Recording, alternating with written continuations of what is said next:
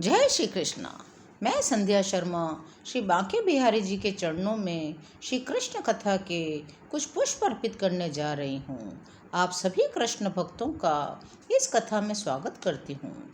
भगवान श्री कृष्ण का बाणासुर से संग्राम। जब वर्षा ऋतु के चातुर्मास व्यतीत हो गए, अनिरुद्ध घर नहीं लौटा, तो यदु परिवार के समस्त सदस्य अत्यंत चिंतित हो उठे। उन्हें समझ नहीं आ रहा था अनिरुद्ध इस प्रकार इतने दिनों तक कहाँ अनुपस्थित थे।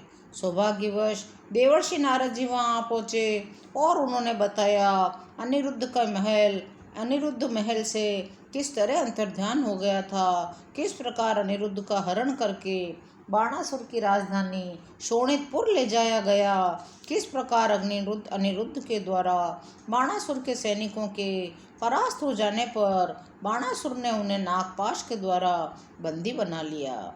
देवर्षि नारद ने तुरंत पूरे विवरण के साथ यह कथा सुना दी। श्री कृष्ण से अत्यंत स्नेह रखने वाले यदुवंश के समस्त सदस्य शोणितपुर नगर पर आक्रमण करने को तत्पर हो गए।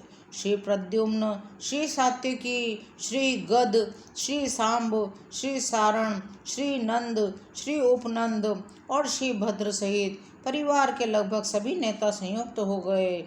उन्होंने 18 अक्षौणी सेना एकत्र की। सब के सब शोणितपुर गए और चारों ओर से शोणितपुर को सैनिकों, हाथियों, घोड़ों, रथों द्वारा घेर लिया गया।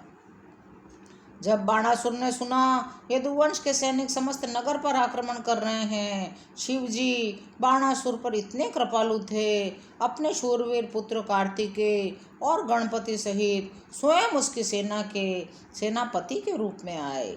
अपने प्रिय बैल नंदीश्वर पर आसीन होकर शिवजी ने भगवान श्री कृष्ण और बलराम जी के विरुद्ध युद्ध का नेतृत्व किया। हम कल्पना कर सकते हैं वह युद्ध कितना भयंकर रहा होगा। एक और अपने वीर पुत्रों सहित शिवजी थे, दूसरी ओर भगवान श्री कृष्ण और उनके बड़े भाई बलराम थे। वह युद्ध इतना भयंकर था, उसे देखने वाले आश्चर्यचकित रह गए। शिवजी श्री कृष्ण से प्रत्यक्ष युद्ध कर रहे थे। प्रद्युम्न कार्तिकेय के साथ युद्ध में संलग्न थे। बलराम बाणासुर के सेनापति कुंभांड के साथ युद्ध में संलग्न थे। कुंभकर्ण कुंभांड की सहायता कर रहा था। श्री कृष्ण के पुत्र सांब बाणासुर के पुत्र के साथ युद्ध में संलग्न थे। स्वयं बाणासुर यदुवंश के सेनापति सात्यकी के साथ युद्ध में संलग्न था। इस युद्ध का समाचार समस्त ब्रह्मांड में प्रसारित हो गया। ब्रह्मा जी जैसे स्वर्गलोक के देवता, महान ऋषि मुनि, सिद्ध, चारण, गंधर्व सभी भगवान श्री कृष्ण और शिवजी और उनके सहायकों के मध्य युद्ध देखने को उत्सुक थे। अनेक प्रकार के प्रबल भूत पिशाच, नरक के निवासी भूत, प्रेत, प्रमद, पिशाच, गुहक, डाकिनी, कुष्मांड, बेताल, विनायक, ब्रह्म राक्षस शिवजी की सेवा करते हैं। इसी कारण शिवजी को भूतनाथ भी कहा जाता है। वे ब्राह्मण जो भूत बन जाते हैं वे ब्रह्म राक्षस कहलाते हैं। ये अत्यंत शक्तिशाली होते हैं और ये सभी शिवजी के साथ थे। भगवान श्री कृष्ण ने अपने प्रसिद्ध धनुष शार्ग धनुष के प्रहार से इन सब भूतों को युद्ध भूमि से भगा दिया। शिवजी अपने समस्त चुने हुए अस्त्र शस्त्रों से श्री भगवान पर प्रहार करने लगे। भगवान श्री कृष्ण ने बिना ही किसी कठिनाई के इन सभी अस्त्रों को अपने अस्त्रों से काट दिया। शिवजी ने अंधड़ लाने वाला अस्त्र चलाया तो श्री कृष्ण ने पर्वतास्त्र चलाया, जिसने आंधी को तत्काल रोक दिया।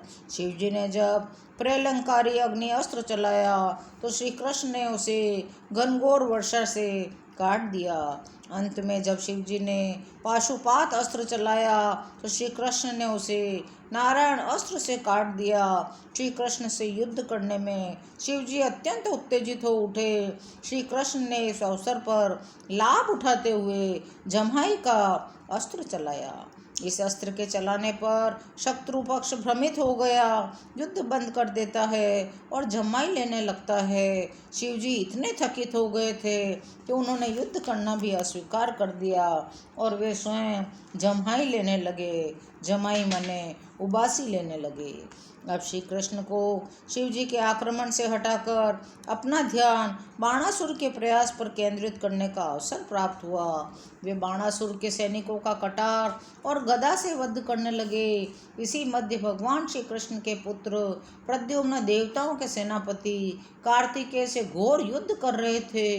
कार्तिकेय घायल थे, उनके शरीर से रक्त की धारा प्रवाहित हो रही थी। कार्तिकेय इस दशा में और अधिक युद्ध न करके अपने वाहन मयूर पर सवार होकर युद्ध भूमि से चले गए। बलराम भी बाणासुर के सेनापति कुंभांड पर अपनी गदा का प्रहार करके उसे घायल कर रहे थे। कुंभकर्ण भी घायल था और कुंभांड भी, दोनों रणभूमि में गिर पड़े। जब बाणासुर ने देखा सैनिक और सेनापति परास्त हो गए हैं तो उसका क्रोध और भी बढ़ गया। उसने श्री कृष्ण के सेनापति सात्विकी से युद्ध को रोक देना ही बुद्धिमता समझी। इसके स्थान पर उसने प्रत्यक्ष रूप से भगवान श्री कृष्ण पर आक्रमण कर दिया। आज बाणासुर को अपने 1000 हाथों का उपयोग करने का अवसर प्राप्त हुआ। एक साथ 500 धनुष और 2000 बाणों का प्रयोग करते हुए वह श्री कृष्ण की ओर दौड़ा। श्री कृष्ण ने तत्काल ही बिना किसी कठिनाई के बाणासुर के प्रत्येक धनुष के 2-2 टुकड़े कर दिए। उसके आगे बढ़ने से रोकने के लिए उसके रथ के घोड़ों को धराशायी कर दिया। उसके बाद श्री कृष्ण ने अपना 5 जन्य शंख बजाया। बाणासुर कोटरा नामक एक देवी की उपासना करता था। उससे उसका माता और पुत्र का संबंध था। माता कोटरा बाणासुर के प्राणों पर संकट देखकर विचलित हुई, अतः वहाँ प्रकट हुई। वह बिखरे बालों और निर्वस्त्र देह में श्री कृष्ण के सम्मुख खड़ी हुई। निर्वस्त्र स्त्री को देखना श्री कृष्ण को रुचिकर नहीं लगा, इसलिए श्री कृष्ण ने मुंह घुमा लिया। श्री कृष्ण के आक्रमण से बचने का यह अवसर प्राप्त होने पर बाणासुर रणभूमि से पलायन कर गया। उसने युद्ध में अपना सर्वस्व खो दिया था। शिव जी के सभी गण पिशाच भूत प्रेत क्षत्रिय रण छोड़कर चले गए थे। तब शिव जी ने अंतिम विकल्प का उपयोग किया। उन्होंने अपना महान मारक अस्त्र शिव ज्वर चलाया। शिव ज्वर अतिशय ताप के द्वारा विनाश करता है। सृष्टि के अंत में प्रलय के समय सूर्य सामान्य से 12 गुना अधिक तप्त हो जाता है। जो 12 गुना अधिक ताप ही शिव ज्वर कहलाता है। जब मूर्तिमान शिव ज्वर को चलाया गया तब उसके 3 सिर और 3 पैर थे। वह श्री कृष्ण की ओर आ रहा था और प्रत्येक वस्तु को भस्म कर रहा था। श्री कृष्ण ने देखा शिव ज्वर विशेष रूप से उन्हीं की ओर आ रहा है। जिस प्रकार शिव ज्वर एक अस्त्र है, उसी भांति नारायण ज्वर नामक अस्त्र भी है। नारायण ज्वर से अति शीत का निर्माण होता है। जब अतिशय ताप होता है तो लोग किसी न किसी प्रकार उसे सहन कर सकते हैं, परंतु जब अतिशय शीत होता है प्रत्येक वस्तु शक्तिहीन हो जाती है। मृत्यु के समय प्रथम तो शरीर का ताप 160 डिग्री तक बढ़ जाता है, तत्पश्चात समस्त शरीर शक्तिहीन हो जाता है और तत्काल बर्फ के समान ठंडा हो जाता है। जब भगवान श्री कृष्ण ने देखा शिव जी ने शिव ज्वर चलाया है तो नारायण ज्वर के अतिरिक्त उनके पास और कोई चारा न रहा। दोनों ज्वरों में मध्य घमासान युद्ध हुआ। शनै शनै शिव ज्वर का ताप कम हो गया। वह शिव जी से सहायता करने के लिए कहने लगा।